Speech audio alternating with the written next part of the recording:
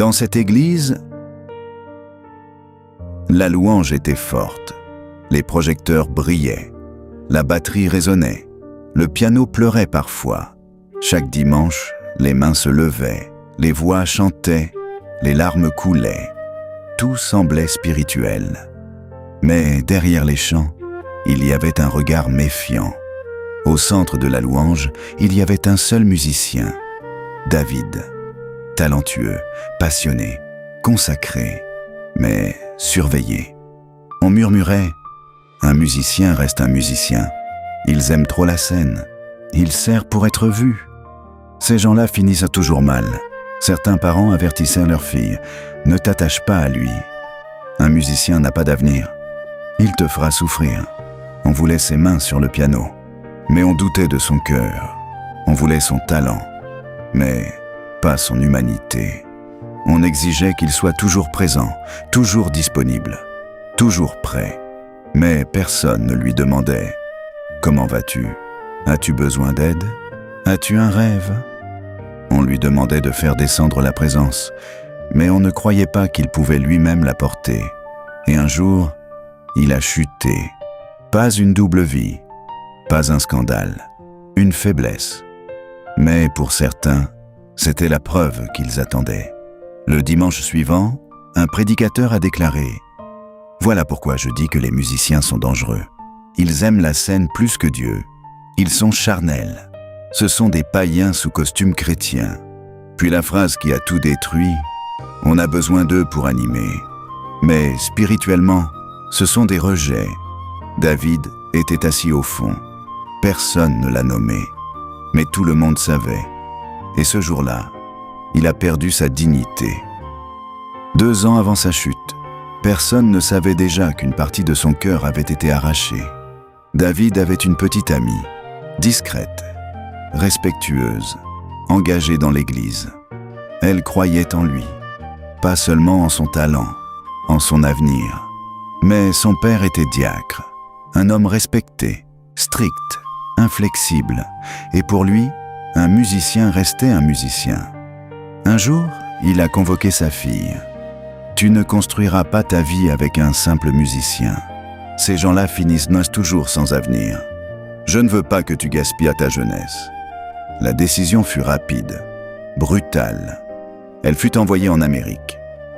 Pour ses études, officiellement, mais en réalité, pour la séparer de David. Le départ fut silencieux. Pas de scandale, pas de scène publique, juste un message court. « Je pars. Papa ne veut plus que je te voie. » David resta figé. Il n'essaya pas de lutter, parce qu'il avait déjà entendu les murmures « Un musicien n'a pas d'avenir. Il ne pourra jamais offrir une stabilité.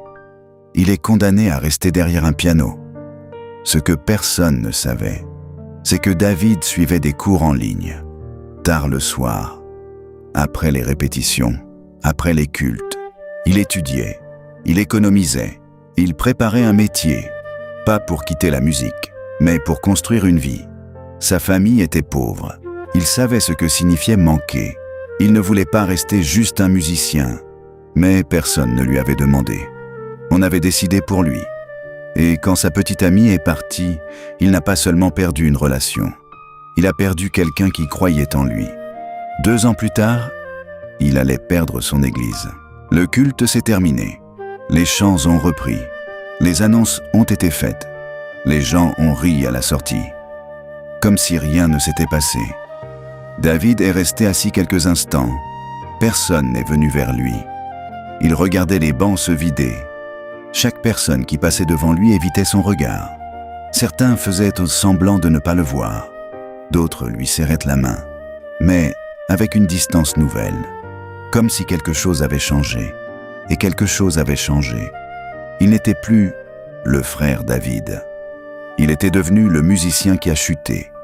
À la sortie du bâtiment, il marcha lentement vers le parking. Et là, derrière lui, il entendit des voix. 2 hommes. Pas des jeunes, des responsables. Je te l'avais dit, les musiciens, c'est toujours pareil. Ils aiment trop la scène. Il ne faut jamais leur faire confiance. Puis une phrase plus basse, mais plus tranchante.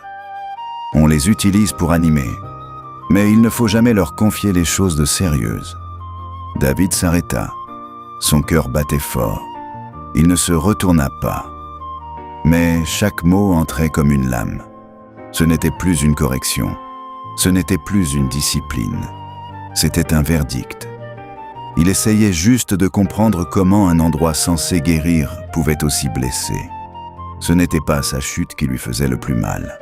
C'était d'avoir été résumé à elle. Il est rentré chez lui ce soir-là, avec un poids qu'il n'avait jamais porté auparavant. Ce n'était pas la honte, c'était l'étiquette. Les jours ont passé. David ne retournait plus à l'église. Il restait chez lui, rideau fermé, téléphone posé à côté de lui. Piano silencieux, mais le silence n'était pas vide. Il était rempli de paroles. Païen sous costume chrétien. Rejet spirituel. On a besoin d'eux pour animer, mais ce sont des rejets. Il revoyait la scène. Le prédicateur debout, le regard du pasteur, le silence de l'assemblée. Il se demandait, est-ce qu'il pensait vraiment cela de moi? Puis une pensée plus douloureuse, et s'ils avaient raison? La vraie bataille commença là, pas contre l'Église, pas contre les accusations, contre lui-même. Et si j'aimais vraiment la scène plus que Dieu? Et si ma chute révélait ce que je suis vraiment? Il s'agenouilla dans sa chambre. Seigneur, si je t'ai servi pour être vu, pardonne-moi. Si mon cœur était mélangé, purifie-moi. Mais ne me laisse pas croire que je suis ce que les hommes disent. Les larmes coulèrent longtemps. Puis une conviction douce traversa son cœur. Tu es mon fils avant d'être musicien. Cette phrase resta en lui. Mais pendant qu'il luttait dans le secret, le monde extérieur ne restait pas silencieux. Un soir, son téléphone vibra. Un ancien ami. On monte un groupe. On t'a entendu jouer. On cherche quelqu'un comme toi. David n'a pas répondu. Le lendemain, un autre message. On peut te payer. Concert, enregistrement, tournée. Puis cette phrase. Pourquoi rester fidèle à une église qui te traite comme un païen? Viens là où on respecte ton talent. Ces mots frappèrent fort, parce qu'ils touchèrent la blessure.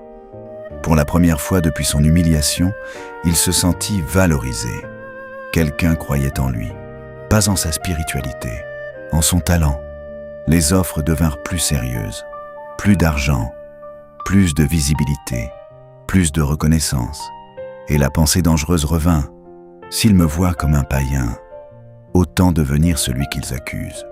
La blessure voulait prouver. L'orgueil voulait répondre. Il s'assit au piano. Il joua quelques notes. Pas pour performer, mais pour entendre son propre cœur. Et au milieu du silence entre les accords, il comprit que ce n'était pas une simple opportunité. C'était un carrefour. Allait-il laisser les paroles des hommes définir son identité? Ou allait-il laisser Dieu le restaurer dans le secret? Il pensa encore aux paroles du pasteur, à l'humiliation publique, à la dignité perdue. Puis il pensa à cette phrase intérieure. « Tu es mon fils avant d'être musicien. » Le lendemain, il répondit calmement. « Merci pour l'offre, mais ce n'est pas mon chemin. » Et pour la première fois depuis ce dimanche, il sentit la paix, pas la reconnaissance, la paix. Et dans ce lieu secret, loin des projecteurs, Dieu commençait à restaurer ce que les hommes avaient tenté de définir. La réunion avait commencé. L'église était pleine, mais l'atmosphère était lourde. Au fond de la salle, près du dernier banc, assis dans l'ombre, il y avait David. Il n'était pas revenu pour servir. Il était venu écouter. Le pasteur monta à la chaire.